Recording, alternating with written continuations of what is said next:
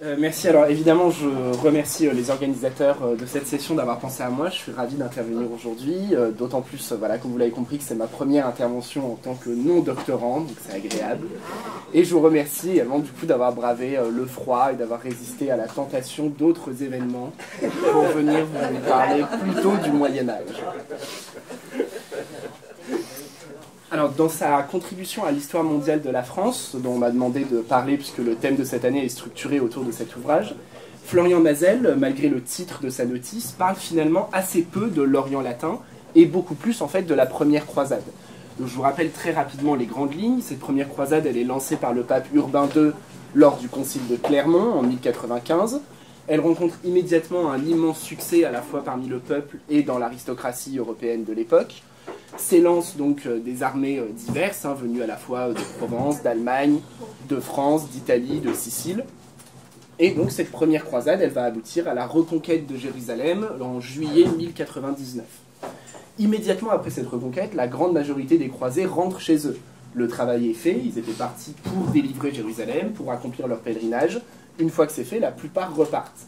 Mais un certain nombre restent, une petite poignée, on parle vraiment de quelques centaines de croisés tout au plus, qui restent et qui vont dans cet Orient fonder donc des structures politiques, ce qu'on appelle les États latins d'Orient. Donc ces États latins, on en dénombre 4, le royaume de Jérusalem, le comté de Tripoli, la principauté d'Antioche, et au nord-est, le comté d'Édesse, qui est le premier à être formé, et qui va également être le premier à disparaître, reconquis par les musulmans dans les années 1140. Donc 4 États latins qui sont fondés, et il faut bien comprendre qu'en fait, malgré ce titre, princes et chevaliers croisés, en fait, tous ces seigneurs qui restent en Orient précisément ne sont plus des croisés.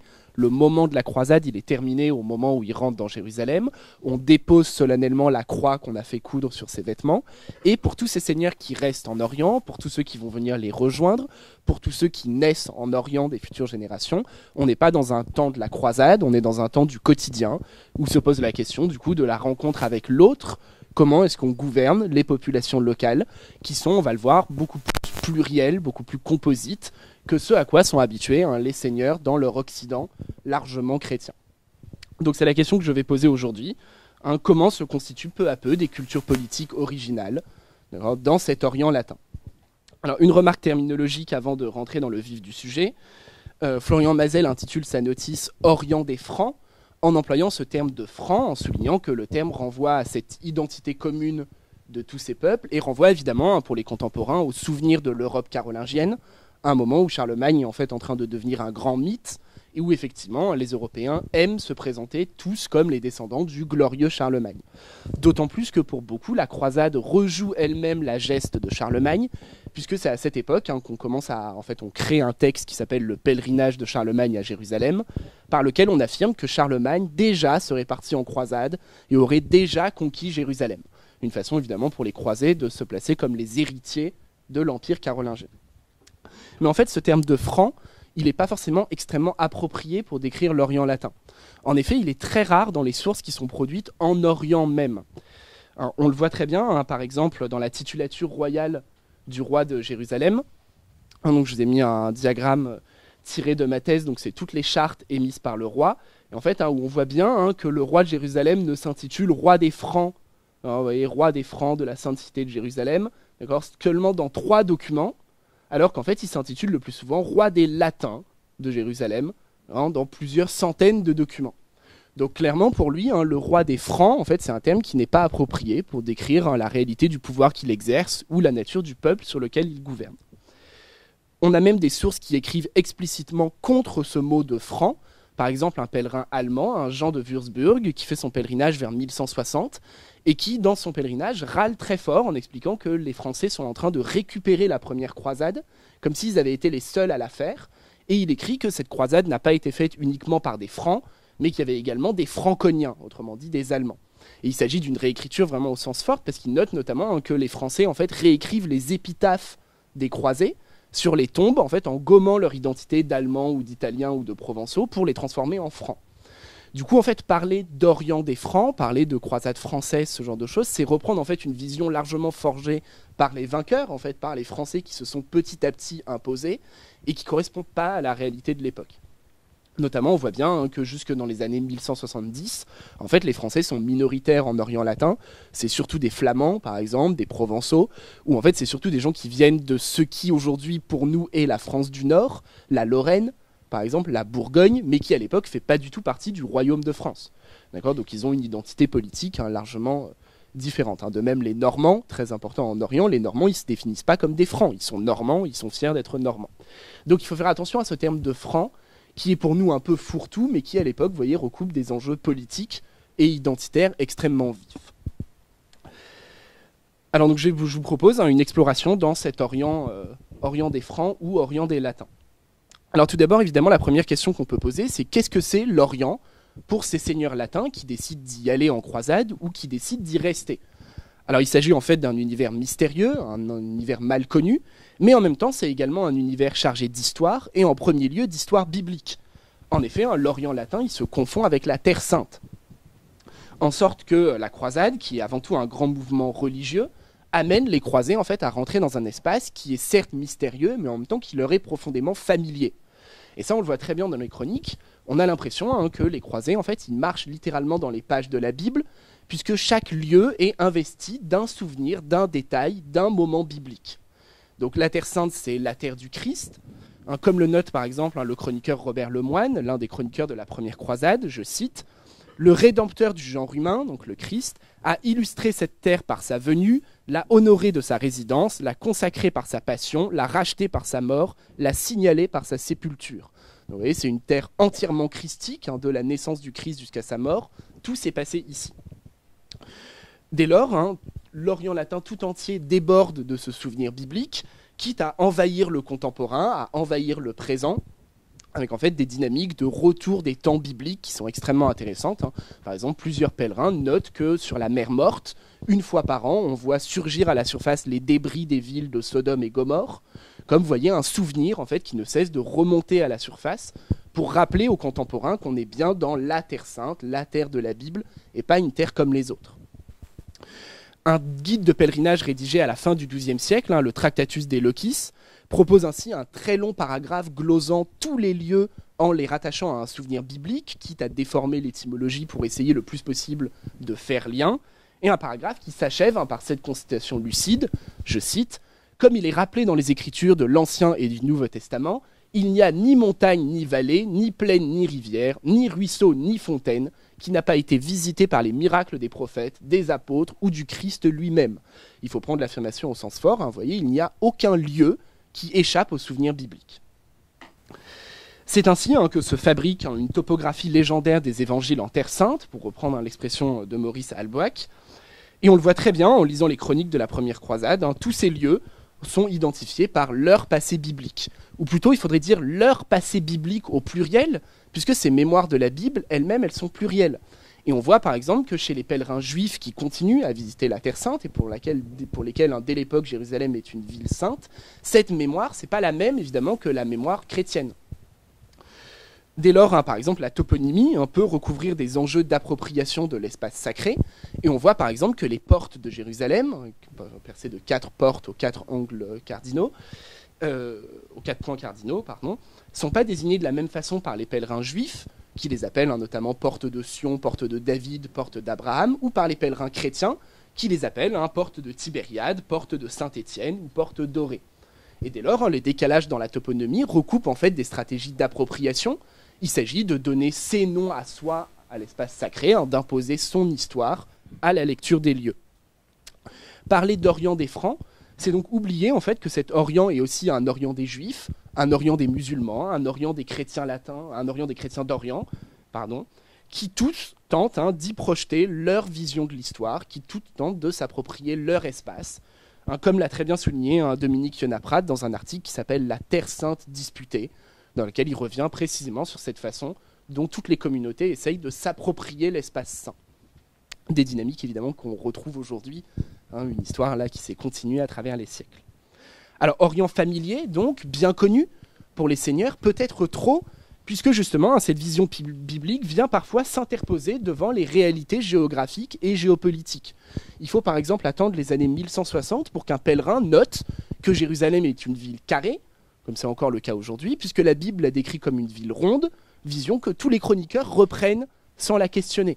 Même des chroniqueurs qui ont vécu en Orient, comme Fouché de Chartres, qui y vit pendant 25 ans, écrit doctement dans son texte que Jérusalem est une ville parfaitement ronde, dont on peut faire le tour comme un cercle, alors qu'il y a vécu, ça fait 20 ans qu'il y vit.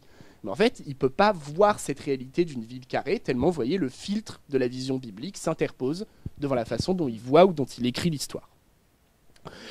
Il s'agit donc, l'Orient des Francs, d'un espace utopique au sens propre, un espace qui n'existe dans aucun lieu, tellement voilà, il renvoie plus en fait, à une vision idéale et idéalisée qu'à la réalité.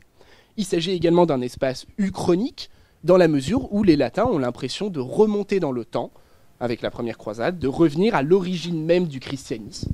Et ça, c'est vraiment un élément intéressant. La croisade, pour nous, c'est un départ, c'est sur ça qu'on insiste, les croisés qui partent vers un Orient mystérieux, vers une terre d'aventure.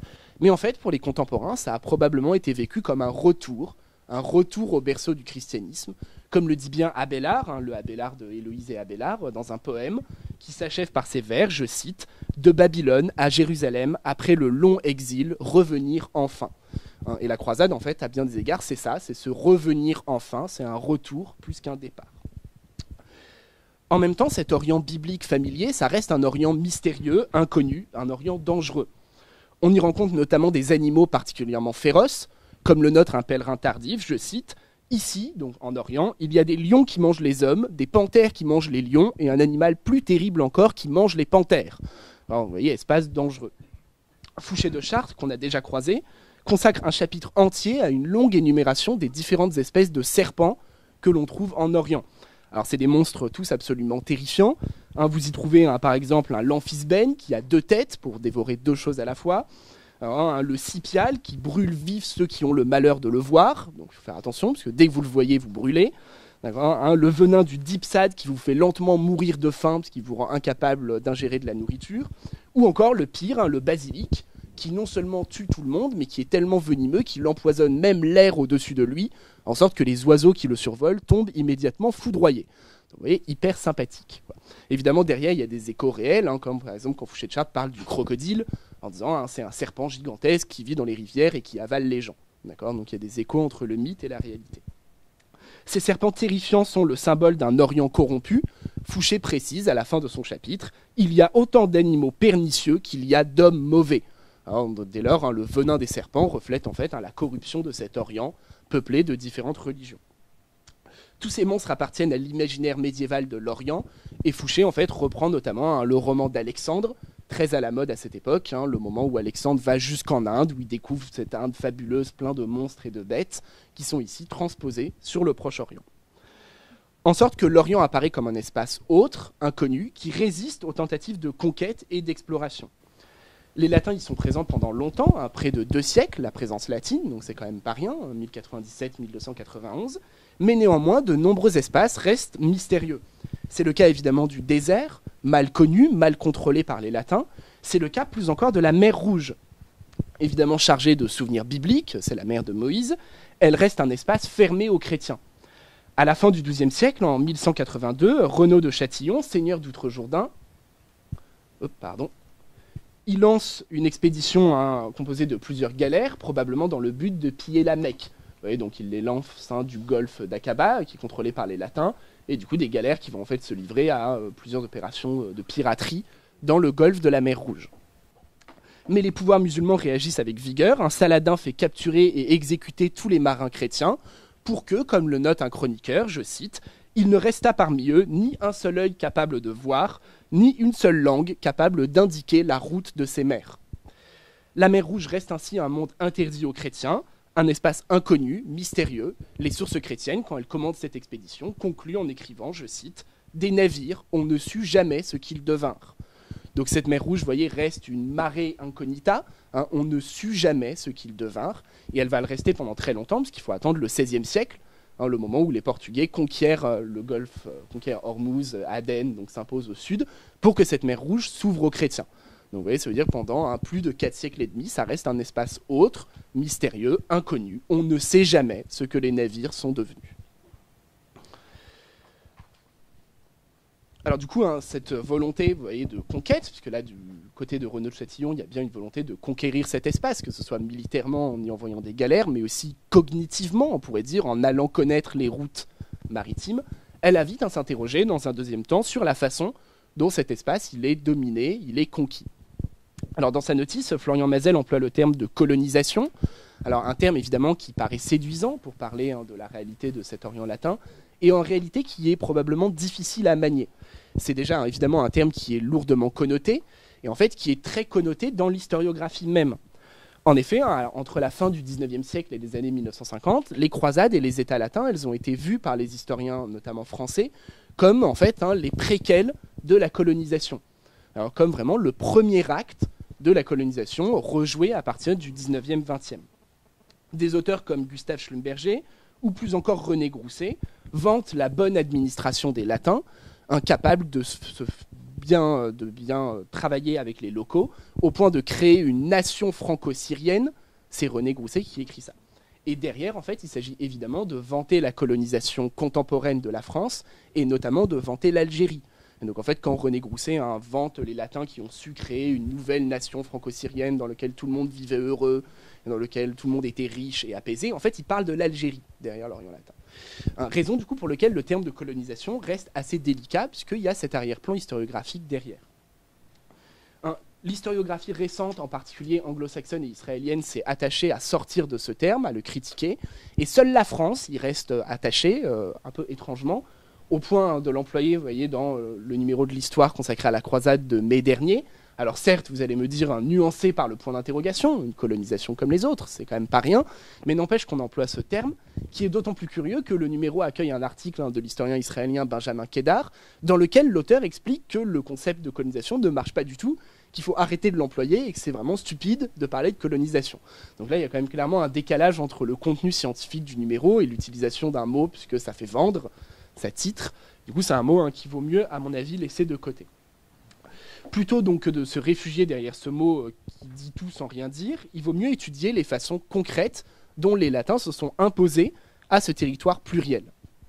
La domination des Latins, elle est inquestionnée. Vers 1228, un pèlerin allemand écrit ainsi, je cite, « Les habitants de la région d'Antioche sont tous dominés par les Latins. Ils le sont tous, qu'ils soient eux-mêmes chrétiens ou non, qu'ils soient eux-mêmes latins ou non. La domination des Latins, elle passe toutes les barrières confessionnelles. » Alors il faut rappeler évidemment que cet Orient latin, au moment où on parle, il est formidablement pluriel. Les chrétiens d'Orient, pardon, décidément ça fait deux fois, les chrétiens d'Orient sont encore majoritaires, c'est-à-dire qu'il y a plus de chrétiens que de musulmans, notamment autour des grands centres urbains, autour d'Antioche, autour d'Édesse, autour d'Acre, c'est sûrement un peu moins vrai à la campagne, mais même ces chrétiens d'Orient, ils sont eux-mêmes divisés en de très nombreuses églises. Les Nestoriens, les Jacobites, les Maronites, les Arméniens, les Melkites, les Coptes, etc. etc. De l'autre côté, l'islam lui-même n'est pas pluriel, n'est pas unique, pardon, il est pluriel, sunnite et chiite, bien sûr, mais même le chiisme est divisé. Au moment des croisades, on a les Ismaéliens, mieux connus dans l'imaginaire occidental sous le nom des assassins, qui se sont imposés et qui créent un espèce de petit État autonome. Donc c'est des chiites, c'est une variante du chiisme, mais qui luttent autant contre les sunnites que contre les chiites. Donc un Orient extrêmement complexe, et cette diversité ethnique, elle est bien relevée par les sources. Le Tractatus d'Éleusis, qu'on a déjà cité, il commence sa description de l'Orient en écrivant « Il y a de nombreux peuples, certains sont chrétiens et d'autres ne le sont pas. Même parmi les chrétiens, il y a plusieurs peuples qui sont divisés en plusieurs sectes. » Donc on voit visiblement une réalité compliquée, ensuite il essaye de la rendre au mieux. Alors le traitement des populations locales dans les sources, il est ambivalent. Au moment de la première croisade, les musulmans sont au mieux ignorés, au pire contraints au baptême, voire massacrés, comme c'est le cas lors de la prise de Jérusalem en juillet 1099. Les chrétiens d'Orient ne sont pas forcément mieux traités. Après avoir pris la ville d'Antioche, les seigneurs croisés écrivent au pape, à l'époque c'est Urbain II, pour lui demander de venir en Orient pour les aider à exterminer les hérétiques d'Orient. Il cite les Nestoriens, les Jacobites, donc tous ces chrétiens d'Orient qui sont vus comme des hérétiques qu'il faudrait exterminer. De nombreux auteurs insistent sur le fait que ces populations sont indignes de confiance, car elles sont toujours à mi-chemin entre les latins et les musulmans. En effet, c'est une situation d'entre-deux, c'est des chrétiens d'Orient qui sont chrétiens, mais qui en même temps, par exemple, parlent l'arabe, se vêtent à l'oriental, mangent à l'oriental, et donc pour tous ces chroniqueurs, c'est des populations qui sont dangereuses puisque précisément on n'arrive pas à les placer, on n'arrive pas à les définir. On n'arrive pas à savoir si elles sont plutôt de notre côté ou plutôt de l'autre côté. Les auteurs le notent bien, par exemple Guibert de Nogent, un moine français qui écrit vers 1120, et qui écrit, je cite, « Les Arméniens et les Syriens sont des nations particulièrement perfides, qui sont entre les adversaires et qui toujours guettent l'issue de la bataille pour s'attacher aux vainqueurs. » Donc ça, c'est le gros reproche que les Latins vont faire à ces chrétiens d'Orient, c'est le fait qu'ils restent comme ça dans un entre-deux indéterminé, qui les rend particulièrement difficiles à définir. Néanmoins, d'autres chroniqueurs plus nuancés relèvent en particulier la participation des locaux dans les moments clés de l'histoire du royaume. En particulier, Fouché de Chartres insiste sur le fait qu'à la mort de Baudouin Ier, le premier roi de Jérusalem, je cite, « Les Francs pleuraient, les Syriens versaient des larmes, et même les Sarrasins pleuraient. » Alors évidemment, les larmes des Syriens et des Sarrasins, elles ne sont pas innocentes. Si le chroniqueur prend la peine de les rappeler, c'est que ces larmes soulignent que ces populations locales participent au royaume, elles sont attachées au roi comme le sont les Francs, et dès lors se crée en fait l'image, vous voyez, d'un royaume uni, articulé autour de la figure royale. Le seul, du coup, capable, vous voyez, de créer un attachement de toutes les populations locales. Alors cela dit, cette vision, elle est difficile à confirmer si on sort des chroniques. Il faut rappeler, encore une fois, que le roi de Jérusalem, je vous ai montré le diagramme, ne cesse de se présenter comme roi des Latins pendant toute l'époque. Ça veut dire que dans sa titulature, inscrite sur les sceaux, inscrite sur ses monnaies, inscrite dans les documents officiels, il s'affirme lui-même comme étant roi des Latins, ce qui revient bien à dire que tous les non-latins sont quand même exclus du royaume. On est roi des Latins, ça veut dire que les 95% de la population qui sont non-latins, ils ne sont pas là. Vraiment, ils sont visuellement absents des sceaux ou des chartes. On a alors l'impression que les latins et les non-latins forment deux sociétés largement séparées, une séparation qui peut aller jusqu'à des formes de ségrégation spatiale. On sait par exemple que les juifs et les musulmans n'ont pas le droit de vivre dans Jérusalem, même si en fait dans la pratique il y en a de nombreux qui y vivent dans le droit, ils n'ont pas le droit d'être là. Et de même, un document du milieu du XIIIe siècle nous précise qu'à Acre, tous les orientaux doivent vivre dans un quartier précis, un quartier des orientaux, donc c'est une forme de ségrégation spatiale. Mais là encore, on ne peut pas non plus maintenir complètement ce schéma des sociétés séparées. On connaît en effet de nombreux exemples de rencontres entre les latins et les locaux, notamment sur le plan religieux. On sait par exemple qu'il y a des sanctuaires qui sont partagés entre musulmans et chrétiens d'Orient, ou encore qu'il y a des ermites qui sont considérés comme des saints à la fois par les juifs, les musulmans et les chrétiens. Et donc on a des exemples de dévotions communes, de fêtes religieuses notamment, de festivals, à des moments où chrétiens, latins, juifs, chrétiens d'Orient, musulmans se réunissent autour d'un lieu, autour d'une icône, autour d'un saint, pour le célébrer. Les barrières entre groupes confessionnels ne sont pas plus figées que les barrières géographiques, et la présence des latins en Orient pendant plus de 2 siècles nourrit en fait dans les communautés de chrétiens d'Orient une réflexion sur les limites entre églises qui peut aboutir à des mouvements de réunification. Dans les années 1180, c'est l'église maronite qui accepte de reconnaître l'autorité du pape, et donc en fait qui est réunifiée à l'église catholique. Ce qui est évidemment célébré, comme vous pouvez vous en douter, par la papauté comme une victoire absolument incroyable. La papauté se met en scène dans un rôle de réconciliateur, capable de refaire l'unité des églises qui existaient au temps du Christ. Néanmoins, malgré ces unifications, malgré ces rapprochements, ce sont bien les latins qui dominent, une domination à la fois religieuse et politique, qui peut, le cas échéant, passer par la violence. Dans le royaume de Chypre, qui prolonge en fait le royaume de Jérusalem, conquis au moment de la Troisième Croisade, en 1231, plusieurs moines grecs sont exécutés par un seigneur local après leur refus d'utiliser du pain azime pour la messe. Vous savez que c'est l'un des grands points de divergence entre le christianisme orthodoxe et le christianisme catholique. Et vous voyez que là, on va jusqu'à la violence. Il y a visiblement un moment où le Seigneur fait pendre plusieurs moines pour leur refus d'appliquer les normes catholiques. L'identité seigneuriale s'articule alors étroitement avec le respect de la foi catholique et avec les pratiques cultuelles qui y sont associées, par opposition évidemment à l'islam, mais aussi, vous le voyez, au christianisme non catholique.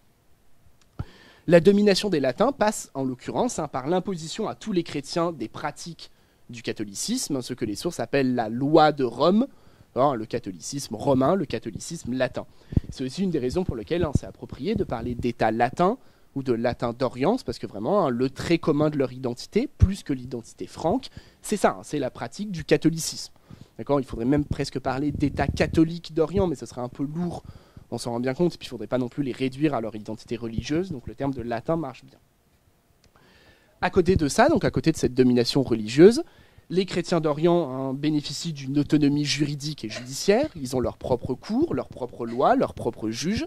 Ils bénéficient également d'une grande autonomie politique. On voit par exemple que le comté d'Édesse en fait, s'appuie largement sur la noblesse arménienne, qui est intégrée à la trame féodale du comté, sans que les Arméniens n'aient à changer leur pratique de pouvoir. Et on voit notamment que pour mieux se faire accepter, en fait, les seigneurs latins vont se marier avec des dames arméniennes très tôt, dès les années 1099.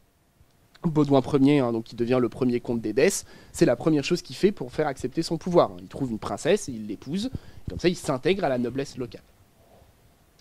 Dans le royaume de Jérusalem, les villages sont dirigés à l'échelle locale par un raïs, parfois latinisé en régulus. Il s'agit en fait d'une fonction officielle héritée de l'administration arabe, qui donne aux villageois une grande marge de manœuvre et que les latins, voyez, reprennent, pérennisent, acceptent, sans chercher en fait à appliquer leur modèle à eux.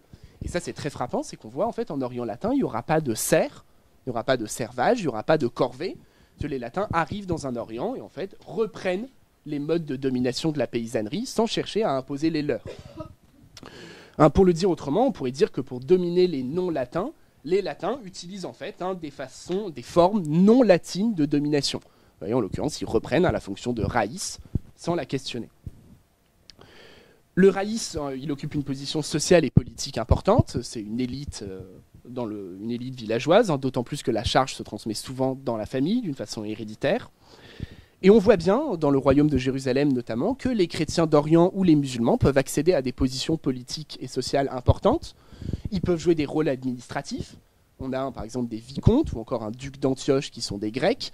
Et on a quelques exemples, alors certes très peu, mais on n'a pas non plus beaucoup de documents, qui attestent de l'existence de seigneurs arabes, de chevaliers arabes, comme par exemple un Gauthier Mahomet, dont le nom est assez éloquent, et qui fait plusieurs apparitions dans les chartes. Alors évidemment, derrière, c'est impossible de savoir s'ils ont gardé leur religion. Est-ce qu'on leur a imposé une conversion au catholicisme pour qu'ils accèdent à cette position? En tout cas, ils ont gardé une identité arabe qui se manifeste par leur nom. Voilà, un Gauthier Mahomet qui transmet son nom à son fils qui va s'appeler Abraham Mahomet. Il y a un choix identitaire derrière assez fort. La société latine donc, est ainsi plurielle, perméable aux noms latins, même si, encore une fois, elle reste fondamentalement dominée par les Francs. Le Tractatus des Locis, ce petit guide de pèlerinage que j'ai déjà cité, commence son énumération des peuples par les Francs en écrivant, je cite, « En premier viennent les Francs ». Alors évidemment, c'est en premier dans la liste, dans le texte, mais c'est aussi en premier symboliquement, en premier dans l'ordre du monde. On commence par les Francs, et ce n'est pas un hasard d'écrire « En premier viennent les Francs ». C'est bien comme ça qu'on voit le monde. La liste se fait dès lors hiérarchie, déroulant les peuples dans un ordre précis. On trouve les Francs, les Grecs, les Syriens, les Arméniens, les Géorgiens, les Jacobites, les Nestoriens, puis les Juifs, les Samaritains, les Assassins et enfin les Bédouins. Donc on a une hiérarchie soigneusement construite. L'altérité se marque par rapport à la langue, aux vêtements, à la barbe, mais aussi par rapport au talent guerrier. Tout en haut, vous voyez, on trouve les Francs, hommes de guerre experts en armes, puis les Arméniens et les Géorgiens un peu entraînés, les Syriens et les Grecs inutiles, et enfin les Juifs, plus inaptes à la guerre que des femmes. Et donc ici, on voit bien que la hiérarchie, la liste, elle se fait gradation, vous voyez, selon des critères qui permettent non seulement de distinguer les peuples, mais surtout de les hiérarchiser. C'est ça qui intéresse notre auteur, c'est vraiment de créer une échelle des peuples.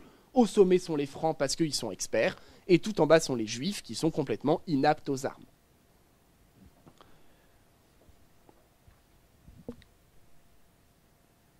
Alors, la religion est évidemment le critère discriminant majeur, mais encore une fois, vous ne voyez pas le seul. En l'occurrence, ce qui intéresse l'auteur plus que la religion, c'est leur capacité aux armes, autrement dit leur utilité dans la défense du royaume de Jérusalem, plus que leur pratique religieuse. Ce qui montre encore une fois qu'on ne peut pas réduire ces acteurs à leurs identités religieuses, ils ont d'autres identités dont ils savent jouer le cas échéant. Ces textes construisent ainsi des hiérarchisations multiples, emboîtées, parfois divergences, qui permettent de construire des degrés d'altérité.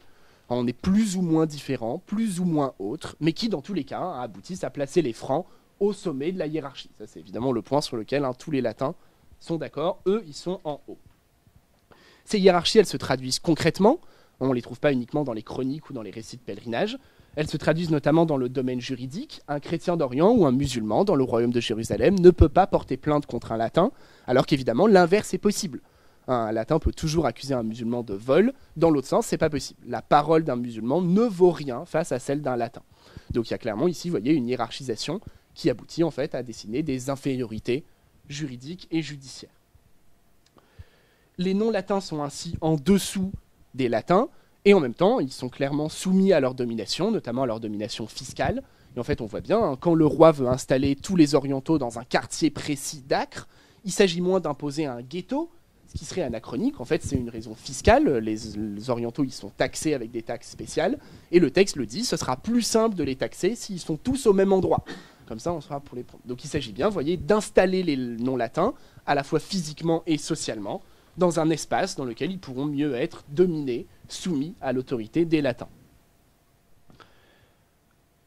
Alors, cette réflexion donc, sur les taxes, elle invite à s'interroger dans un troisième temps, sur lequel je passerai un peu plus vite, puisque je pense que Simon en parlera dans l'après-midi, sur tous les échanges et les transferts culturels qui peuvent se produire en Orient latin.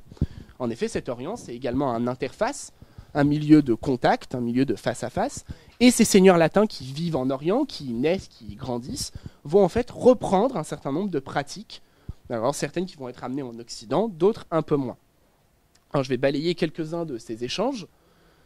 En arrivant en Orient, je passe sur ça, sinon j'en ai pas le temps.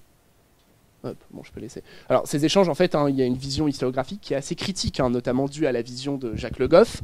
Et Jacques Le Goff, en fait, il pose une vision assez critique des croisades.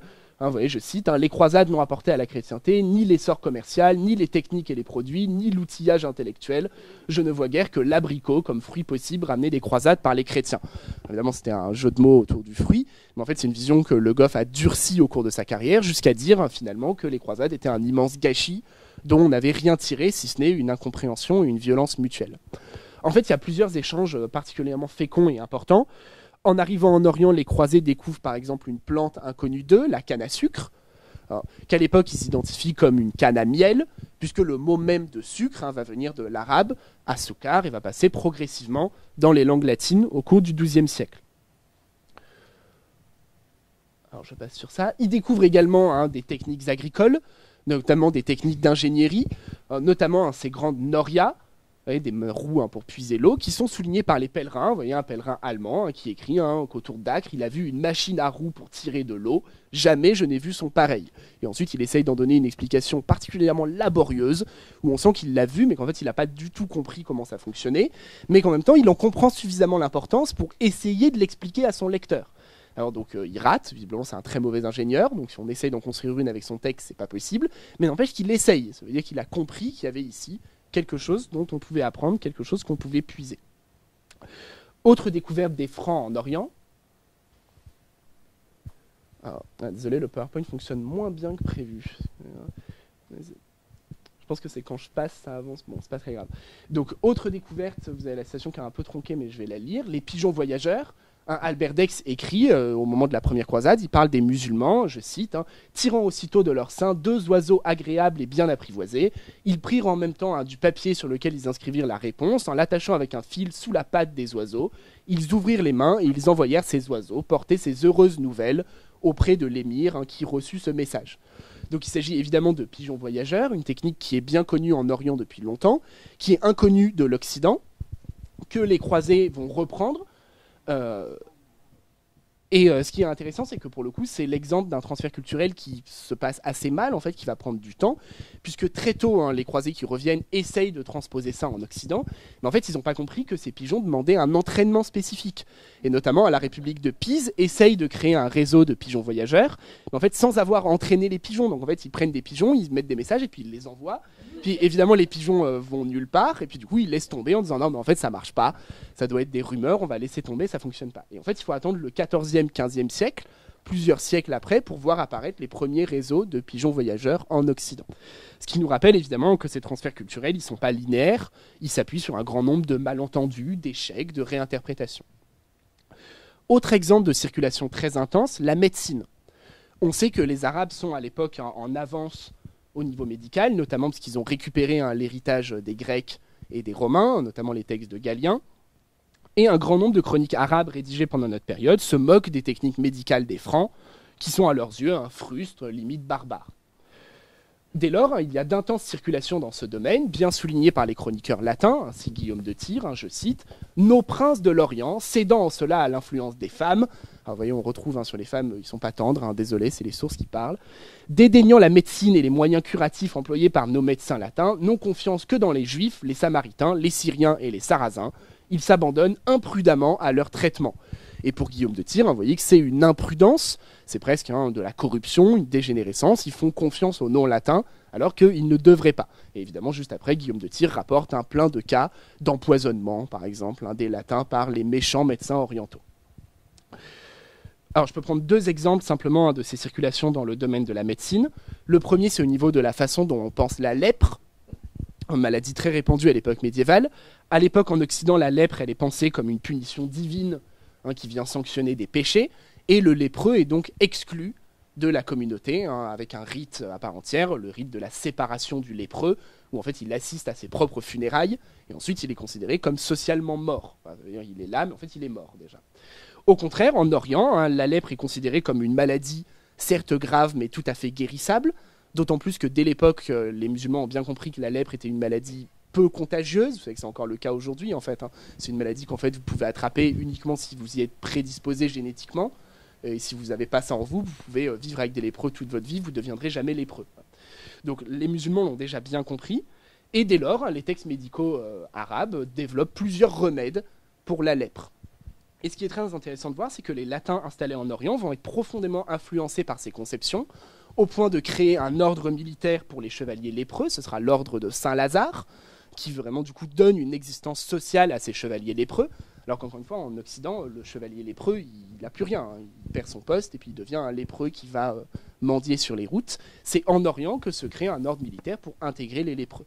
C'est pas non plus un hasard que Baudouin IV, l'un des derniers rois de Jérusalem, soit un roi lépreux et qui soit autorisé à régner, alors même que le pape fulmine contre cette maladie en écrivant que la maladie de Baudouin le rend illégitime, puisqu'elle montre que Dieu l'a puni. On voit que visiblement, pour les latins d'Orient, ça pose absolument aucun problème. La maladie de Baudouin, c'est une maladie, c'est grave, mais c'est seulement une maladie. Et là, il y a clairement une influence directe de la médecine arabe dans la façon dont on pense une maladie. Deuxième exemple d'une structure qui est ramenée d'Orient, l'hôpital. En arrivant en Orient, les latins découvrent des grands hôpitaux qui sont connus et pratiqués depuis longtemps par les musulmans. Et les emprunts sont ici très nets. Au contact de ces structures apparaissent en Orient, encore une fois, les ordres hospitaliers. Le plus célèbre, c'est évidemment l'ordre des hospitaliers de Saint-Jean de Jérusalem, qui est aujourd'hui l'ordre des hospitaliers de Malte, après une longue histoire. Ces premiers hôpitaux, ils vont reprendre en fait la façon dont sont organisés les hôpitaux musulmans. Et c'est significatif de voir que le premier hôpital de Paris, les 15-20, est fondé par Saint Louis à son retour de croisade, après qu'il a passé plusieurs années à Césarée ou à Acre, et il le fonde sur le modèle du grand hôpital d'Acre. Donc là, on a vraiment l'exemple de transfert culturel précis, particulièrement facile à retracer. Dernier exemple de connaissances qui circulent, des techniques de construction, que Florian Mazel mentionne bien dans sa notice, qui circulent dans les 2 sens. Les musulmans vont emprunter plusieurs techniques au latin, notamment l'usage de ce qu'on appelle la tour maîtresse, qu'on voit bien ici sur le château de Margat. Donc, vous voyez, en fait, c'est le fait d'avoir une tour particulièrement forte intégrée dans la muraille et qui, du coup, gouverne l'ensemble de la muraille. C'est pas un donjon, le donjon il est placé au milieu de l'enceinte, c'est vraiment ce qu'on appelle la tour maîtresse. C'est une technique de construction pratiquée par les latins en Occident et que les musulmans vont reprendre et employer dans leur château à partir de ce moment-là. Autre technique, on pourrait en citer plusieurs, mais de même, les latins utilisent des colonnes antiques en remploi comme fondation pour les murailles. Ici, c'est les murailles de Césarée, qui se sont effondrées depuis, mais vous voyez qu'en fait, il y a des colonnes qui sont intégrées horizontalement dans la muraille pour la consolider. Là aussi, c'est une technique qui est bien connue des latins depuis longtemps, et là aussi, c'est une technique que les musulmans reprennent et se mettent à utiliser à partir de ce moment-là. Les latins savent aussi profiter de certaines compétences locales. On le voit par exemple avec les fresques de l'église d'Abou Ghosh, qui sont partiellement conservées, une très belle église latine. Et en fait, c'est des fresques qui reprennent le style de dessin des Byzantins. Ça fait penser aux fresques de Ravenne, aux mosaïques de Ravenne, ce genre de choses. Vous voyez notamment le vêtement, la précision du vêtement ou la façon dont on représente la main. Et en fait, c'est probablement des fresques qui ont été réalisées par un artiste byzantin, ce qui montre, vous voyez, des transferts et des échanges très intéressants. On est dans une église latine catholique, et pourtant les moines ont fait appel à un artisan orthodoxe byzantin pour dessiner les fresques. Ce qui dit là aussi des choses très intéressantes du contact entre religion et entre églises. L'Orient latin est également un lieu d'invention de techniques architecturales. Se développe notamment le modèle du château concentrique autour de Belvoir, que vous avez en fond, dont je ne parle pas plus, parce que Simon pourra vous en parler beaucoup mieux, parce qu'il mène notamment les fouilles actuellement en ce moment à Belvoir, donc il parlera beaucoup mieux, mais c'est le principe d'un château, vous voyez, qui est organisé en cercle concentrique et qui va être repris en Occident. À droite, vous avez le château de Beaumaris au Pays de Galles, et vous voyez qui reprend en fait complètement le plan du château de Belvoir. Là aussi, donc, il y a des circulations qui sont très intéressantes. Les échanges se font également dans le domaine linguistique. On prend les mots d'une autre langue pour désigner des réalités qu'on ne connaissait pas jusqu'à là. Là encore, ils sont mutuels. Les Arabes prennent par exemple un mot comme anguille au latin pour désigner un poisson qui vient d'Occident, qui n'était pas consommé en Orient et qui cartonne. Vous savez, au Moyen-Âge, l'anguille, c'est le poisson numéro 1. Tout le monde adore ça. Donc du coup, les Arabes prennent ce mot qui apparaît en arabe sous la forme anklis, mais ils prennent également des mots qui renvoient au domaine politique et social, comme le mot de bourgeoisie, attesté dans les chroniqueurs à cette époque sous la forme bourgeoisia, ou encore le mot vassal, qui devient fassal en arabe. Donc qui témoigne, vous voyez, d'une attention à la culture de l'autre. Prendre des mots peut parfois être une façon consciente et volontaire d'imiter l'autre. À la fin du XIIe siècle, le roi arménien Léon II lance un grand programme d'occidentalisation de sa principauté. Et pour ce faire, il vole en fait tous les mots du domaine politique et social au latin. Lui-même se fait couronner roi. Et cette occidentalisation, elle passe par le vocabulaire, au point d'énerver un certain nombre d'auteurs de l'époque, notamment un grand auteur arménien qui s'appelle Nersès, vous voyez, qui lui écrit à Léon II, je cite, « N'allez pas la tête découverte comme les latins, couvrez-vous du tarbouche comme vos ancêtres, arrêtez de vous raser comme les latins, ne vous servez pas des titres de sire, proximos, connétable, maréchal, chevalier, lige comme font les latins. » Alors donc visiblement ça l'agace, Nersès. Bon, en fait c'est une provocation, puisque Léon vient de reprocher à Nersès d'être trop occidental. Et donc il répond en disant « c'est quand même gros de me reprocher ça à moi alors que vous suivez tous les usages latins ». Mais on sent visiblement que ça pouvait déranger un certain nombre de personnes et que derrière le fait de se servir des titres de maréchal, chevalier, lige, il y a un programme politique. C'est pas uniquement on va prendre ce titre parce qu'il fonctionne bien, on va prendre ce titre pour faire comme les latins à un moment où Léon veut obtenir l'appui notamment du Saint-Empire dans sa politique. Les latins prennent de très nombreux mots venus du vocabulaire arabe qui renvoient à des caractéristiques de l'Orient qui apparaissent à cette époque. Je vous en ai mis quelques-uns. Les termes de gazelle, girafe, sucre, sirop, matelas, bédouin, calife qui apparaît d'abord sous la forme alif avant de devenir calife, le tarsenal qui devient l'arsenal, la douane qui vient du diwan, la gabelle, le drogman, ou encore l'amiral, qui est aussi un bel exemple de la façon dont ces mots repris, en fait, comme pour les transferts culturels tout à l'heure, c'est des mots qui sont repris, mais en fait qui ne sont pas forcément compris, puisque amiral, ça vient de l'arabe amir al-bar, qui veut dire l'émir de la mer, le commandant de la mer, et les latins, en fait, reprennent seulement la première partie, amiral, en laissant tomber, en fait, le seul mot qui est important, parce que le mot important là-dedans, c'est bar, qui est la mer. Du coup, amiral, en fait, ça veut dire le chef de, en arabe, ce qui veut rien dire, mais en fait, on voit bien, vous voyez, on adapte le mot, et en l'occurrence, du coup, on crée un nouveau mot qui vient du mot arabe, mais en même temps qui ne veut plus rien dire du tout pour les premiers locuteurs. Certains mots sont parfois développés par les sources, qui essayent vraiment de nous le gloser, de nous l'expliquer. Par exemple, dans la chronique d'Ernoul, rédigée vers 1230, qui explique « Je vais vous expliquer ce qu'est une caravane ». Il a employé le mot plus haut, il a dit « plus tard, quand j'aurai le temps, je vous en parlerai ». Quand les marchands veulent partir vers des destinations lointaines, ils se rassemblent, chacun amène ses chameaux, ils avancent tous ensemble, ils portent leurs tentes avec eux sur les chameaux, et le soir, ils les tentent devant une ville et dorment là. Et évidemment, c'est le mot qui va donner caravane, d'abord au sens comme ça de convoi de marchands, avant de désigner l'accessoire de camping. Mais vous voyez, c'est très intéressant, c'est la volonté d'Ernoul de l'expliquer, parce qu'il a bien conscience qu'au moment où il écrit caravane, pour son lectorat occidental, personne ne sait ce que c'est. Donc il écrit et il nous l'explique en disant voilà ce qu'est une caravane pour que vous compreniez. C'est des choses qu'on retrouve assez souvent, de même Ernoul il glose le mot de gazelle. Attends, je vais vous expliquer ce qu'est une gazelle, c'est un animal qui est comme une biche, mais pas tout à fait, on ne peut pas vraiment la manger. Voilà, c'est ce qu'il nous dit d'une gazelle.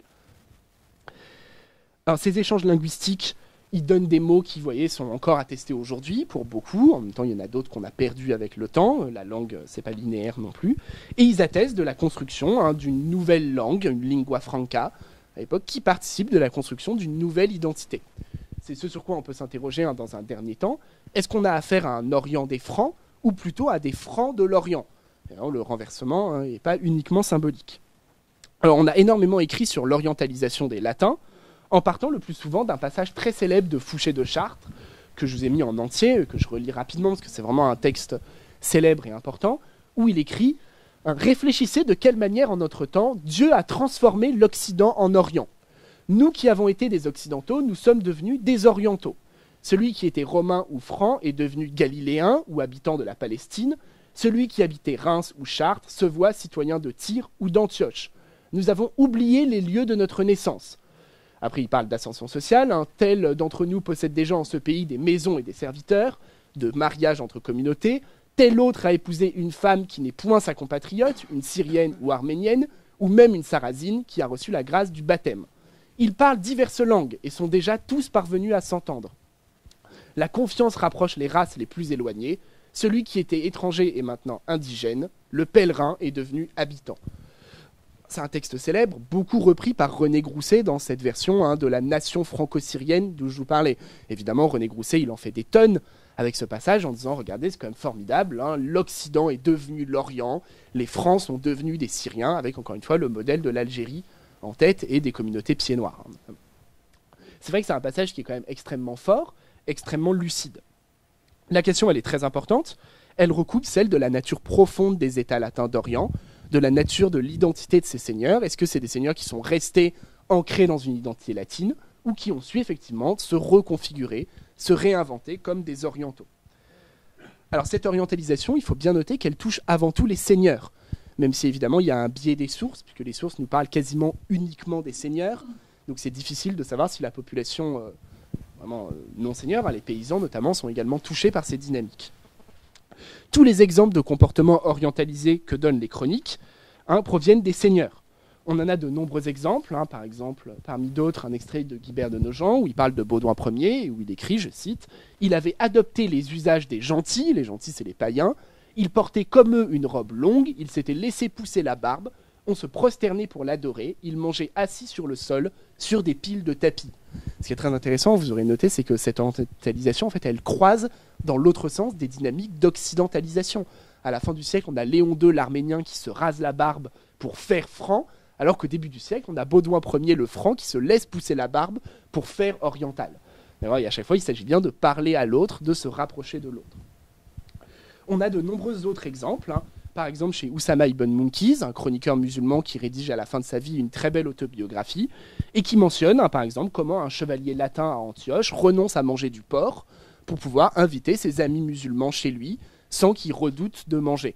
Et donc Oussama est invité chez lui, et puis il dit « Ah non, je ne peux pas manger ta nourriture », et le chevalier rigole en disant « Mais non, vas-y sans crainte, ça fait 20 ans que je ne mange plus de porc. » Alors, donc une orientalisation au niveau des vêtements. Au contraire, toutes les manifestations d'hostilité envers les non-musulmans viennent de non-nobles. Ce qui est assez significatif. Oussama, par exemple, raconte comment l'un de ses serviteurs manque de se faire lyncher par les Francs sur un marché d'Acre. Il traverse le marché, puis la population commence à crier en disant « Ah voilà un musulman, attaquons-le, attaquons-le ». Et c'est un chevalier latin qui vient à sa défense en disant « Cet homme est mon invité, d'accord, il ne fait pas partie de nos ennemis, prière de le laisser traverser en paix ». Dès lors, il n'est pas abusif de soutenir que si orientalisation elle y a, elle concerne avant tout les seigneurs, qui sont plus à même de reprendre des gestes, des pratiques, des comportements venus d'autres communautés. Alors, ce qui ne veut pas dire que cette orientalisation, elle ne soit pas critiquée, et notamment qu'elle ne soit pas critiquée par les Occidentaux eux-mêmes. On en a de nombreux exemples.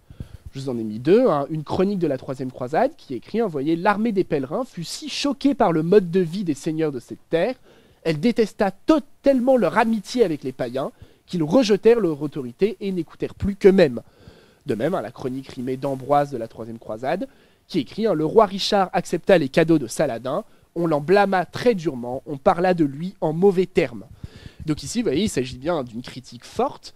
Les seigneurs latins sont devenus trop proches des orientaux.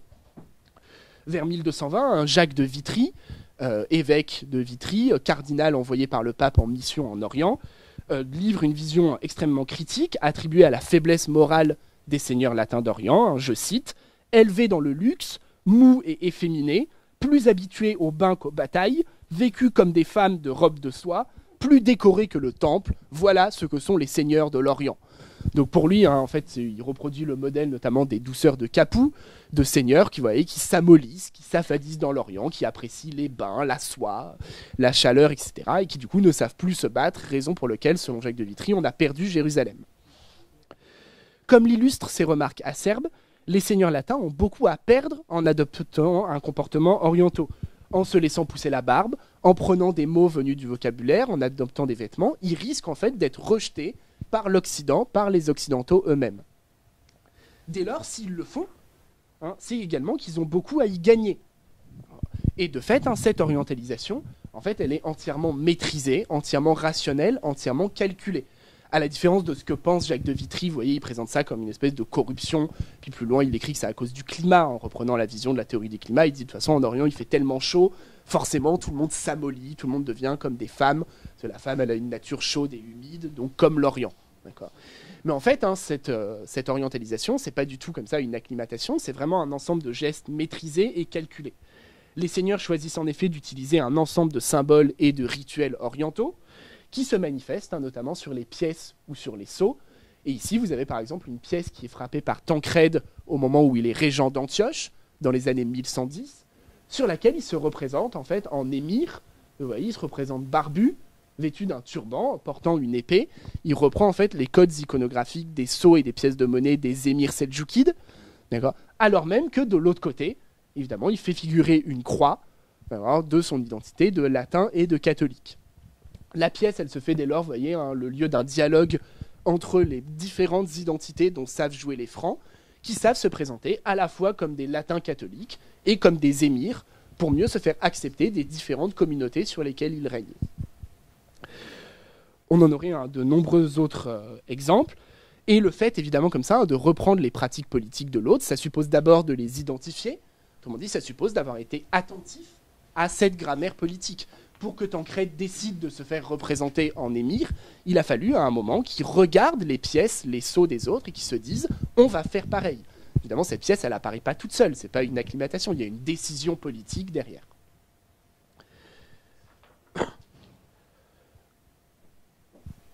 Alors, ici, Tancrède cherche particulièrement à se faire accepter par la population locale, ce qui est particulièrement nécessaire pour Antioche. Antioche, à l'époque, c'est une ville particulièrement turbulente.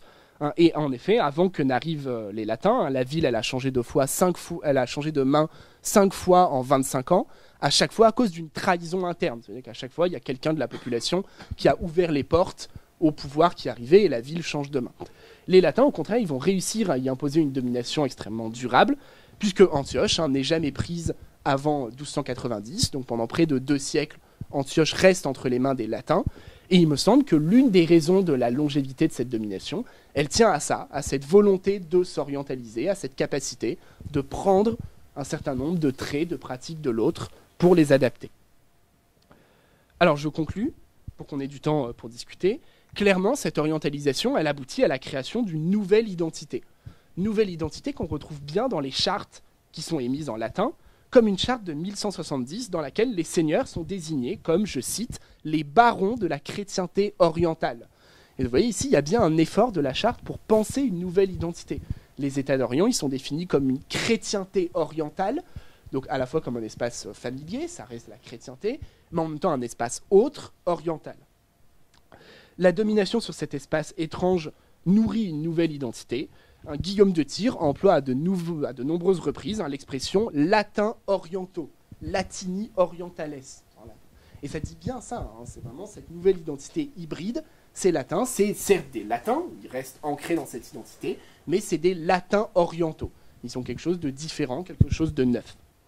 Impossible donc de ne parler que de l'Orient des Francs, car l'expression reste trop centrée sur l'espace d'origine des croisés, et même uniquement d'une partie d'entre eux, en oubliant que les identités sont plurielles et fluides.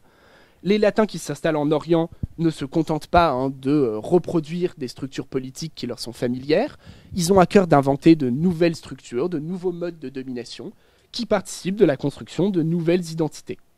L'Orient latin est moins le creuset où se fabrique une identité franque commune, qu'un carrefour où cette identité se mêle à d'autres pour déboucher sur une nouvelle identité. Et cette nouvelle identité des latins d'Orient, et je terminerai avec ça, elle est ancrée en Orient. Et là, ce qu'on voit très bien, et c'est très intéressant pour finir, c'est que tous les documents qui sont rédigés en Orient, enfin les documents qui sont rédigés en Occident à cette époque, ils définissent l'Orient, le plus souvent, le terme le plus utilisé, c'est l'outre-mer. C'est le terme utilisé, à la croisade, on dit aller en outre-mer, partir en outre-mer. Au contraire, les documents rédigés en Orient inversent le terme, et l'outre-mer devient l'Occident.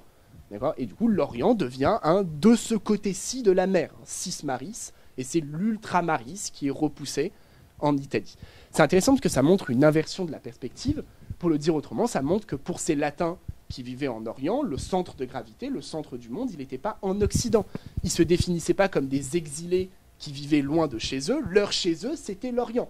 C'était leur ici, et le là-bas, l'espace autre, ça devenait l'Occident.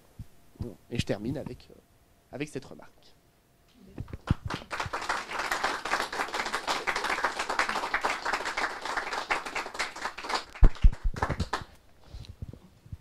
Voilà, si vous avez des remarques ou des questions, avec plaisir.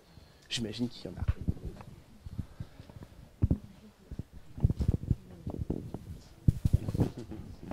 Il faut oser se lancer. Merci pour votre prestation, c'est très intéressant. Je voudrais savoir si les custodies actuellement de Jérusalem font partie de cette présence donc des latins d'Orient. Si j'ai pas entendu. Les custodies. Des franciscains. Oui, franciscains, dominicains, parce que même à Bougouche, il y a oui, évidemment, ça en fait partie. Enfin, un peu plus tard, en fait, moi, je m'arrête assez tôt dans le XIIIe siècle, donc ça échappe un peu à ma période de spécialité. Mais effectivement, les franciscains, surtout les franciscains, ils vont jouer un rôle très important. Ils vont être envoyés en Orient, vu qu'ils sont souvent des très bons connaisseurs des langues orientales. Ils vont être beaucoup utilisés comme émissaires, comme missionnaires, notamment auprès des Mongols, ce genre de choses. Et après, en fait, la reconquête de Jérusalem par les musulmans, les sultans, en fait, ils donnent effectivement un droit de garde, ce qu'on appelle la custodie, qui est donné aux franciscains, qui fait que les franciscains gardent les lieux saints et du coup sont chargés de laisser, de favoriser l'accès aux lieux de pèlerinage, en fait. Et de même, il y a une ou deux enclaves à Jérusalem qui sont françaises. On voit un drapeau français dessus. Ça correspond vraiment à quoi ça, Oui, alors Jérusalem, c'est une ville particulièrement complexe, parce qu'en fait, c'est une multitude d'enclaves comme ça, qui correspond à l'organisation médiévale, mais même c'est pas les latins qui l'inventent, ça existait déjà avant. En fait, la ville, elle est découpée en plusieurs zones d'influence. Au moment de la domination latine, on a par exemple un quartier du patriarche, sur lequel le patriarche latin de Jérusalem règne en maître, mais on a aussi un quartier des Arméniens où le patriarche des Arméniens règne, et c'est encore vrai aujourd'hui. À Jérusalem, vous avez effectivement le siège du patriarcat qui est terre française, et le quartier des Arméniens qui est possédé par l'église arménienne et autogéré par l'église arménienne, et qui est un quartier fermé dans lequel vous ne pouvez pas rentrer, etc., etc. Donc en fait, cette organisation, c'est une organisation qui s'est mise en place à l'époque, déjà à l'époque de la domination musulmane, puis repris par les latins. D'accord. C'est à quelle valeur juridiquement ? Alors, c'est à quelle valeur juridiquement ? Alors, c'est une bonne question, je ne suis pas forcément spécialiste. Je pense que ça a une valeur pour certains, en fait, d'extraterritorialité. C'est l'équivalent d'un territoire diplomatique ? Je pense que c'est l'équivalent d'un territoire diplomatique. Ouais, typiquement, Sainte-Anne, par exemple, qui est du côté est de Jérusalem, c'est propriété française, c'est le drapeau français, et on est en terre française. Donc je pense que c'est un statut d'extraterritorialité comme une ambassade. Le Mont des Oliviers aussi. Le Mont des Oliviers, il est co-géré, ce qui fait que c'est encore plus compliqué. Je crois qu'il faut le micro pour les questions. Les moines soldats, je ne me souviens plus du nom de la communauté. Les Templiers, ou les Hospitaliers, voilà, ou les moines de Saint-Lazare. Ça a été créé à l'occasion de... Alors, c'est créé en Orient, c'est créé un peu après la première croisade. Les premiers, effectivement, c'est l'ordre du Temple. Le nom complet, c'est l'ordre des pauvres chevaliers du Temple de Salomon, parce qu'ils sont installés dans le Temple, ils deviennent les Templiers. Ils sont à l'origine créés comme un ordre visant à protéger les pèlerins, notamment à sécuriser les routes du pèlerinage. En fait, à l'origine, c'est une espèce de police des routes du pèlerinage, c'est vraiment ça. Et petit à petit, ils se militarisent, ils deviennent un ordre militaire, ils acquièrent des châteaux, des forteresses, notamment beaucoup en Orient, puis ils se développent en Occident, et ils deviennent effectivement ces grandes institutions hyper riches, ultra puissantes, que sont l'ordre du Temple, l'ordre de l'Hôpital, l'ordre des Teutoniques, etc., qui après s'investissent beaucoup dans la défense de la Terre Sainte, mais également dans la vie politique de l'Occident. Oui. Merci, bravo pour votre exposé, vraiment brillant. Concernant cette dernière photo, elle me fait penser aussi à une autre photo, une autre monnaie qui remonte au début du 8e siècle. C'est le calife Abdelmalek qui lui a fait la même chose. il s'est fait représenter physiquement sur des pièces de monnaie, ce qui lui a valu d'ailleurs des rappels à l'ordre de la part des théologiens. Deuxième point, les enluminures, je pense, du Coran ont été inspirées aussi des textes évangéliques au 7e, 8e siècle. C'est-à-dire que la chrétienté aussi a servi au Coran de se développer, au moins pour l'impression, enfin dans les copies, les premières copies. Et vous n'avez pas prononcé le nom de Frédéric II de Hohenstaufen. Oui, j'aurais pu le prononcer. Merci pour vos remarques. Évidemment, vous avez raison. Hein, cette histoire des croisades, elle s'insère elle-même dans une histoire longue. L'histoire des contacts entre chrétienté au pluriel et islam, c'est déjà une histoire qui a plusieurs siècles à ce moment-là, évidemment. Alors, j'ai pas parlé de Frédéric II. Oui, j'aurais pu en parler pour restituer Frédéric II, empereur du Saint-Empire romain germanique, roi de Sicile, qui devient roi de Jérusalem en 1228 lorsqu'il épouse la reine de Jérusalem, la fille du roi de Jérusalem. Et il débarque en Orient en 1229 et il va se faire couronner roi de Jérusalem à Jérusalem. Enfin, il va se faire couronner, en fait, il va plutôt se couronner lui-même tout seul en prenant la couronne de Jérusalem. Et c'est intéressant parce que Frédéric II, en fait, il est détesté par la noblesse de Jérusalem puisqu'il arrive avec ses pratiques politiques à lui, avec son horizon politique à lui. Et en fait, tout de suite, il y a une très longue guerre civile entre lui et les nobles du royaume de Jérusalem, hein, notamment la grande famille des Ibelins. Il obtient donc la restitution de Jérusalem par voie diplomatique, sans mener une croisade militaire en 1229 par le traité de Jaffa, ce qui est un succès diplomatique. Et le pauvre Frédéric II, décidément, il n'a pas de bol, puisqu'en Occident, tout le monde déteste ça, quoi. Notamment le pape lui tombe dessus en disant que c'est quand même vraiment indigne d'avoir récupéré Jérusalem par la ruse au lieu de mener glorieusement une vraie croisade comme ses ancêtres et de prendre Jérusalem à la pointe de l'épée. Et du coup, il retourne en Occident détesté par l'Orient, à peu près détesté par tout le monde en Occident, alors que c'était quand même pas mal derrière d'avoir réussi à obtenir Jérusalem pendant une quinzaine d'années.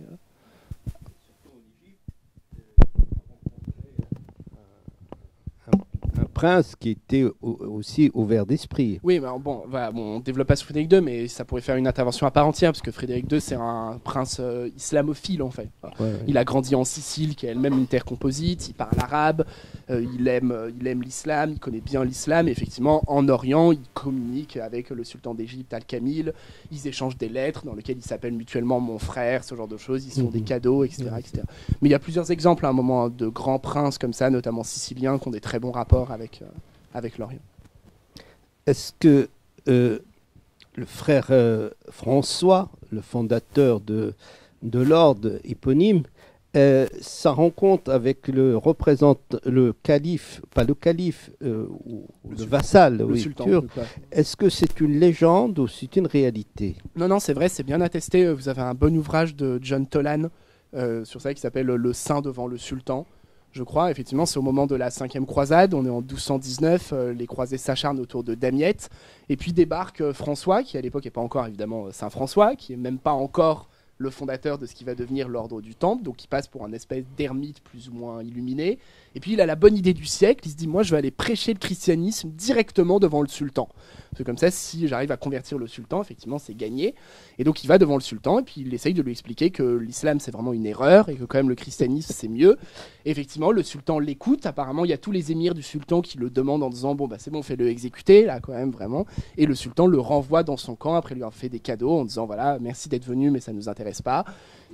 Donc c'est un bel exemple de dialogue, mais aussi de dialogue raté, quoi. Parce que clairement, François parle pas la langue, donc il passe par un traducteur. Donc on se demande ce que le traducteur a osé traduire de ce que François disait. J'imagine qu'il devait être dans une position délicate au moment où François devait être là en disant ah Mahomet est quand même un gros hérétique mangé par les porcs. Je pense que voilà, le traducteur a peut-être louvoyé autour. Mais non, c'est pas une légende, c'est un vrai exemple. Oui, parce que chercher Bien étudié. le martyr, finalement, François. Oui, en plus, François, derrière, il y a une écœuré recherche du de martyr. repartir vivant. Voilà. Non, mais c'est vrai. Dans la spiritualité, il y a une vraie recherche du martyr. Dominique, le fondateur des Dominicains, le fait aussi. Après, il y a tout un tas de franciscains qui essayent d'aller en Orient pour se faire martyriser. Et souvent, ça marche pas. Ils rentrent, ils sont déçus. Parce que souvent, ça marche pas. Tout à fait.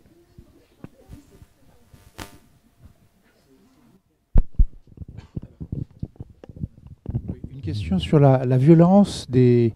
Enfin, moi, j'ai entendu dire quand même il y a eu des massacres. Enfin, ces croisades, vous avez peu parlé du côté très violent qui a dû laisser aussi un traumatisme dans nos rapports avec toutes les populations, notamment musulmanes. Enfin, Alors, j'en ai peu parlé parce qu'effectivement, c'est vraiment au moment de la croisade même, et je voulais m'intéresser plutôt à l'après-croisade, ce qui se passe quand ça reste. Mais c'est vrai que la première croisade, elle s'accompagne de grandes violences. En Occident même, la première croisade, c'est les premiers pogroms contre les communautés juives, quand les croisés traversent les villes allemandes, et en fait, ils sont dans une telle exaltation religieuse qui font face aux communautés juives et qui disent mais pourquoi est-ce qu'on va à l'autre bout du monde pour combattre les ennemis du Christ alors qu'il y en a qui sont là chez nous, donc on va commencer par les massacrer dans les villes en Rhénanie. Effectivement, après, il y a des massacres, il y a des cas, par exemple, de baptême forcé en Orient, alors même que c'est interdit par l'Église, interdit par le droit canonique, qui ne reconnaît de conversion que volontaire, basée sur l'amour du Christ et pas basée sur la force. Et ça culmine, effectivement, dans le massacre de Jérusalem, où la population est plus ou moins passée par le fil de l'épée. En même temps, est-ce que ça laisse un traumatisme ? Eh bien, pour le coup, pas vraiment. On l'a longtemps dit, on l'a longtemps pensé, et depuis quelques années, c'est vraiment tout récent, c'est vraiment l'actualité de la recherche. Les historiens, notamment anglais, ils ont bien montré qu'en fait, ce motif du massacre de Jérusalem, il était réinventé par les auteurs musulmans à un moment où, dans les années 1150, il s'agit d'appeler au djihad, avec des souverains comme Zengi, Nour ad-Din, puis Saladin, qui font du djihad, en fait, un des éléments légitimant leur politique. C'est-à-dire qu'en fait, ils font très peu le djihad, ils passent leur temps à se battre entre eux, mais de temps en temps, ils font le djihad et ils construisent toute leur propagande autour de ça. Et à ce moment-là, on réinvente le motif du massacre de Jérusalem, qui jusqu'à là était passé complètement inaperçu dans les chroniques musulmanes. Les chroniques, elles disaient, oui, la ville a été prise, voilà, c'est une prise de ville, il y en a à peu près tous les 3 jours, des gens qui ont été tués, c'était normal. Et en fait, on le réinvente à ce moment-là comme quelque chose d'exceptionnel, à un moment où on réinvente la sainteté de Jérusalem. C'est le moment où notamment un Saladin va imposer l'expression de Al-Quds pour parler de Jérusalem, la sainte, alors que jusqu'à là, ce n'était pas le terme. Alors, jusqu'à là, les musulmans employaient d'autres termes, issus de la géographie romaine notamment, et Al-Quds devient le seul mot pour vraiment faire la sainteté de Jérusalem, pour appeler au djihad. Du coup, voilà, en fait, traumatisme, du coup, oui, mais en fait, traumatisme créé, traumatisme politiquement inventé, institutionnellement inventé, à un moment où on en avait besoin. Ce qui n'est pas inintéressant, quand même, dans la façon dont se créent les mémoires, ou dont peuvent se manipuler les événements, ou se reconstruire les souvenirs.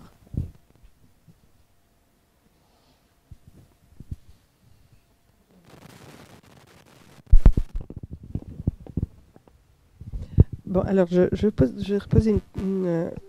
d'abord une question de savoir que tout le long de ces 200 ans des royaumes, il y avait des dynamiques d'alliance ou d'inimitié. Je ne sais pas, ce serait intéressant d'avoir un mot là-dessus. Après, cette histoire d'acculturation qui est fondamentale, réciproque, qui est un peu cette histoire-là, qui est un peu typique de toutes les colonisations, même si le texte, enfin l'idée même de colonisation, le mot est peut-être mal choisi, mais ce que je voulais savoir, c'est est-ce qu'il y avait de la mobilité avec les Latins qui se sont installés, se sont mariés, tout ça. Vous l'avez dit à la fin, c'est un peu l'épicentre de leur point de vue sur le monde, c'est là-bas. Donc, mais est-ce qu'il y a quand même des formes de mobilité, de circulation de part et d'autre de la Méditerranée ? Alors, pour le premier point, donc, entre les États latins d'Orient eux-mêmes, il y a une histoire politique, institutionnelle qui est fascinante. Effectivement, il y a des dynamiques d'alliance. Il y a des moments où on se fait plus ou moins la guerre, sans aller trop faire la guerre, parce qu'il y a quand même cette idée qu'il faut présenter un front commun contre l'ennemi. L'ennemi, c'est les musulmans, c'est l'islam. Et en fait, ces États latins d'Orient, ils restent institutionnellement indépendants. Ça veut dire que le comté de Tripoli, il est plus ou moins dans l'orbite du royaume de Jérusalem, mais comme l'est à cette époque le comté de Provence par rapport au royaume de France. Ça veut dire que le comte de Tripoli, il est souverain. c'est le vassal du royaume de Jérusalem, mais sur ces terres, il est souverain, c'est pas une partie du royaume, en fait. De même pour le prince d'Antioche. Et du coup, c'est une histoire qui est effectivement très mouvante. En 2 siècles, il y a des moments où on se fait la guerre, il y a des moments où ça se passe très bien en fonction des personnalités, il y a des moments où le roi de Jérusalem, c'est le beau-frère du prince d'Antioche, et il y a des moments où les deux essayent de s'assassiner mutuellement en envoyant des assassins pendant 5 ans, donc ça dépend vraiment des moments. Voilà. Et pour la deuxième question, pour les allers-retours, alors oui, il y a des allers-retours, mais en même temps, c'est loin l'Occident. C'est loin et c'est long. Au Moyen-Âge, les voyages, ça prend longtemps. Il faut plusieurs mois pour faire l'aller-retour Rome-Jérusalem, c'est long. Puis en plus, on prend le bateau. Le bateau, il y a des naufrages, il y a des risques, etc. Donc on voit qu'il y a des circulations. Guillaume de Tyr, par exemple, que j'ai cité, il naît en Orient et en fait, il va faire ses études en Occident. Il va faire ses études à l'université de Bologne, notamment, et ensuite, il revient en Orient pour y retrouver sa famille et y faire carrière dans les rangs de l'Église.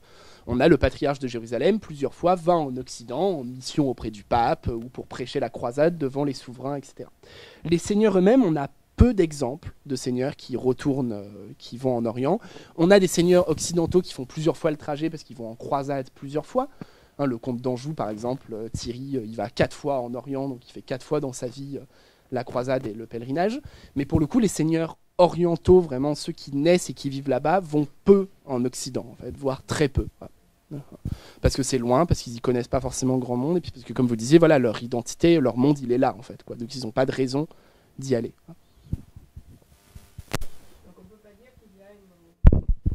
On ne peut donc pas dire qu'il y a une sorte de génération de passeurs, d'idées, de livres, de savoir-faire. Alors, livres et savoir-faire, si, mais c'est pas les seigneurs qui sont les porteurs, en fait. Et c'est qui alors? Les marchands, par exemple, Oui. beaucoup plus. Les marchands italiens, eux, ils font l'aller-retour au quotidien, c'est leur D'accord, vie. d'accord, mais Ou des c'est pas ceux intellectuels. qui habitent sur place, ils n'ont pas ce rôle-là. Ils ont moins ce rôle-là Moins, de ouais. passeurs. C'est plus du coup des occidentaux qui vont en Orient et qui en ramènent des idées, plutôt que des orientaux qui viendraient en Occident diffuser des idées. Je pense que si on veut être exact, c'est quand même plutôt dans ce sens-là. Ouais.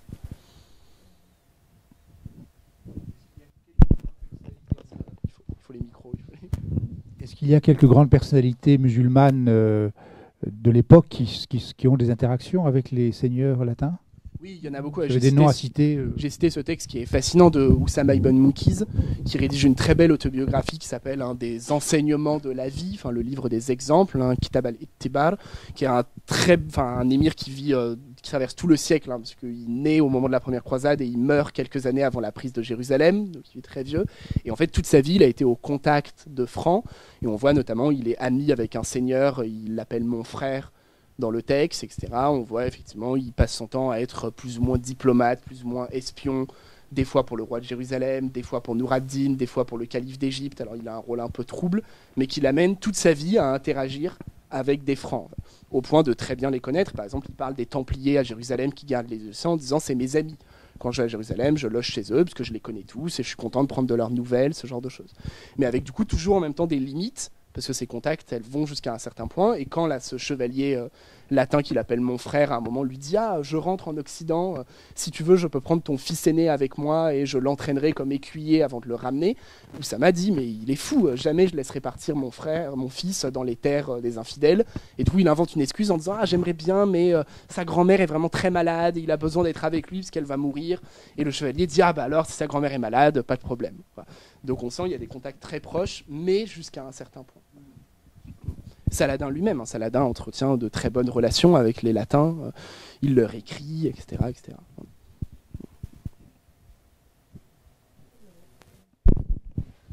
Pardon, excusez-moi, mais il y a un point que vous avez un peu dit, peut-être rapidement, ou moi-même je n'ai pas été assez attentive, mais la notion de latin dans cette affaire.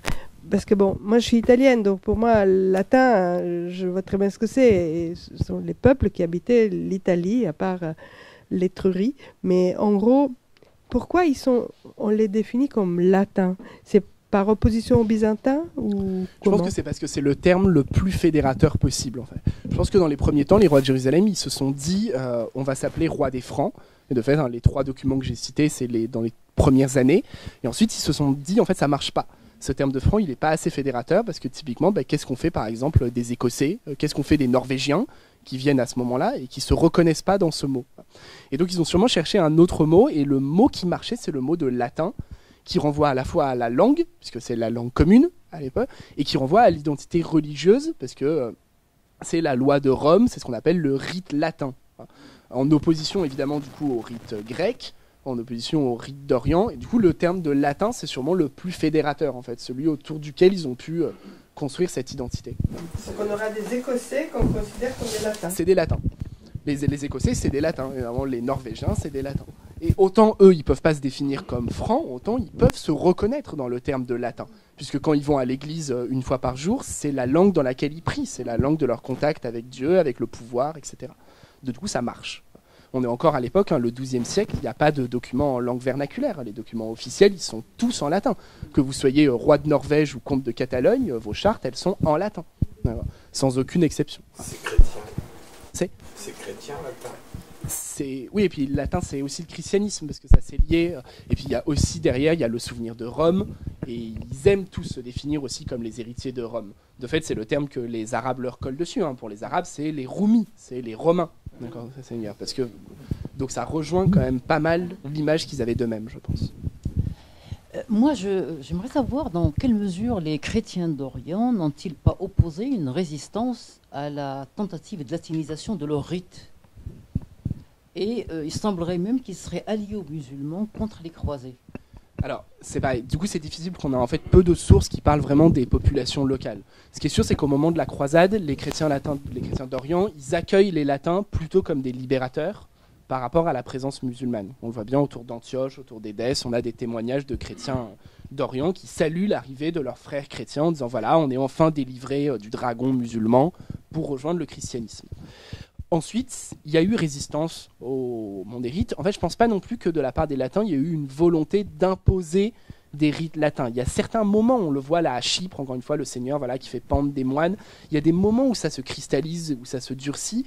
Mais en fait, c'est plutôt des exceptions. Et on ne comprend pas trop pourquoi à ce moment-là, on a tué. Et de fait, le pape écrit au patriarche de Chypre en disant bon, on ne peut pas vraiment dire que c'est une bêtise d'avoir tué les moines, mais ce serait bien que ça n'arrive pas trop. Non plus, parce qu'on sent bien quand même que ça remet en question en fait le modus vivendi qui existe entre les communautés. Donc je pense qu'en fait cette résistance elle a surtout été passive. En fait je pense que pour ces chrétiens d'Orient, ils ont fait leur vie sans vraiment se préoccuper de savoir si leurs chefs ils étaient musulmans ou latins ou arméniens. Pour eux à l'échelle locale ça change finalement assez peu de choses. Surtout que les latins ils n'ont pas remis en question, ils n'ont pas interdit les églises des chrétiens d'Orient, ils ont laissé un clergé exister, il y avait un patriarche grec à Antioche, etc., etc. Donc ça a finalement changé assez peu de choses en fait, je pense à l'échelle locale. Et du coup, c'est frappant de voir que cette domination des latins, elle est bien acceptée par les populations. Il n'y a qu'un seul exemple de révolte paysanne, c'est à Chypre, dans les premières années de la conquête, et c'est sur des mesures fiscales. C'est parce que les Templiers qui possèdent l'île à ce moment-là veulent imposer des impôts absolument délirants. La paysannerie descend dans les champs, voilà, il y a une révolte paysanne qui est matée, et juste après, du coup, le roi de Jérusalem annule les impôts en disant non, on va faire comme à Jérusalem, très peu de taxes, très peu d'impôts, et ça rentre dans l'ordre. Donc, clairement, voilà, dès qu'on touche au sous, là, ça râle. Finalement, la question des rites, ce genre de choses ou quoi, je pense que c'est assez souple en fait.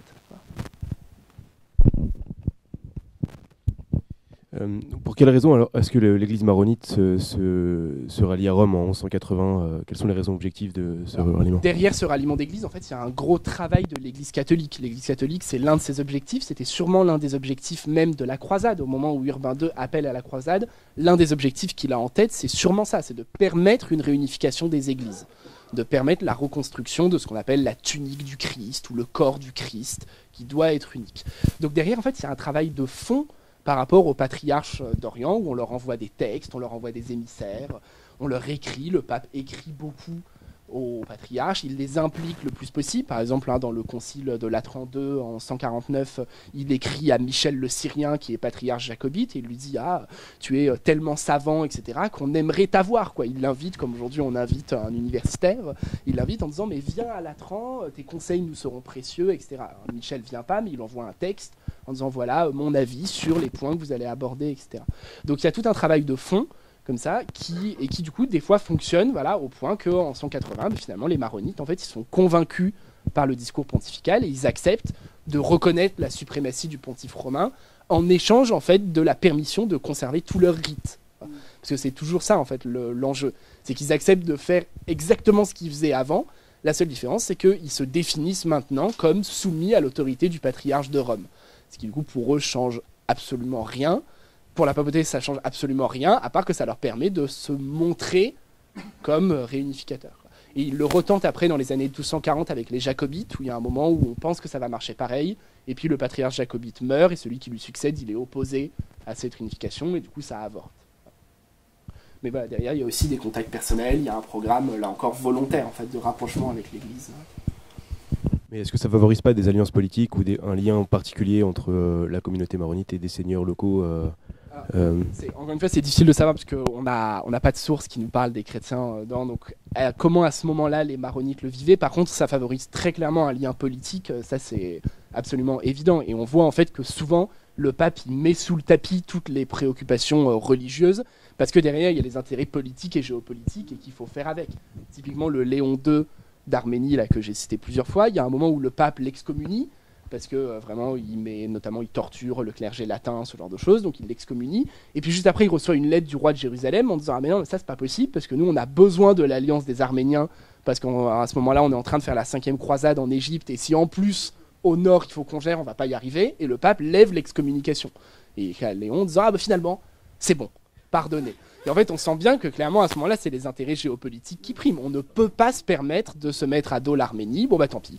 On va oublier qu'on n'est vraiment pas d'accord sur le plan religieux à ce moment-là. Et finalement, ça marche. Donc, clairement, la politique, elle est au premier plan, je pense, avant les intérêts religieux. Moi, c'est une curiosité. J'aimerais savoir quel était l'ampleur, enfin, le nombre de latins, disons, qui se sont implantés et par la suite, qu'est-ce qu'ils sont devenus? Est-ce qu'ils sont pas arabisés, mais bon, installés, mariés? Voilà. Alors, le nombre de latins, bon, c'est très compliqué. Vous savez que la démographie historique, c'est vraiment une science inexacte. Je vous invite à reposer la question tout à l'heure à Simon, parce qu'il connaît mieux ça que moi, parce qu'il travaille précisément sur ça. Il travaille vraiment sur l'implantation. Au moment de la première croisade, c'est quelques centaines. Pas plus, parce qu'on le sait, là les sources nous le disent, on sait, Godefroy de Bouillon, il a 200 chevaliers avec lui pour soumettre l'Orient. Donc c'est vraiment très peu. Mais ensuite, en fait, ces flux ils sont alimentés par des flux constants de pèlerins. Dans notre imaginaire, on a les grandes croisades qui dictent le temps, la première, la deuxième, la troisième. Mais en fait, les croisades, c'est permanent, c'est quotidien. Ça veut dire que tout le temps, il y a des bateaux qui arrivent avec des pèlerins qui viennent faire le pèlerinage, et il y en a quelques-uns qui restent, quelques-uns qui repartent. Donc en tout, c'est difficile à estimer, mais il y a probablement quelques dizaines de milliers de latins en Orient. Voilà, probablement, c'est vraiment difficile, je vais dire un chiffre, ce sera n'importe quoi, mais peut-être on va dire 200 000 latins sur l'ensemble des États latins pour une population d'environ 3 millions dans l'ordre de grandeur. Donc c'est vraiment une petite minorité de latins. Et évidemment, les seigneurs, c'est du coup une toute petite minorité, parce que les seigneurs eux-mêmes forment peut-être 1% de la population latine. Donc c'est quelques centaines, quelques milliers de seigneurs tout au plus, qui domine, vous voyez, un ensemble de plusieurs dizaines de milliers d'habitants. Encore une fois, Simon va vous en parler, mais ces estimations, en fait, elles sont revues à la hausse en ce moment. Pendant longtemps, on a dit, il y a vraiment une présence assez superficielle qui se limite dans les villes, ce genre de choses. Et depuis, notamment grâce aux recherches archéologiques, on voit qu'en fait, il y a beaucoup de latins, plus que ce qu'on pensait, qui créent des villages, qui vont s'installer à la campagne, plus loin que ce qu'on pensait dans l'Orient, ce genre de choses. Donc, à mon avis, c'est des choses qui vont être revues à la hausse, même dans les années à venir, en fait. Mais il vous en parlera mieux que moi. Petite question concernant les populations juives. Comment ces populations ont vécu les 2 siècles? Parce qu'il y a eu certainement des massacres. Et puis, au moment de la première croisade, effectivement, au moment de Jérusalem, la population, elle est massacrée. La population juive, elle est massacrée. Encore une fois, c'est des populations là très peu nombreuses. Pour le coup, c'est quelques centaines de juifs seulement dans les villes. On sait qu'ensuite ils reviennent, puisqu'on a des pèlerins juifs qui visitent la ville et qui disent « Ah, j'ai vu une communauté de quelques juifs à Tibère ou à Acre ou à Jérusalem ». Et ils vivent la période, je pense, comme le vivent les communautés juives en Occident, sur le qui-vive, je dirais, en vigilance, en sachant qu'on vit là, mais en sachant qu'à tout moment, cette vie, elle peut être remise en question brutalement, en faveur d'un siège, d'un contexte politique, d'un nouvel impôt, ce genre de choses. Donc je pense que c'est une vie sur le fil. Voilà. Voilà. Comme en Occident, vraiment. Je pense qu'il n'y a pas de différence, c'est la même chose en Occident.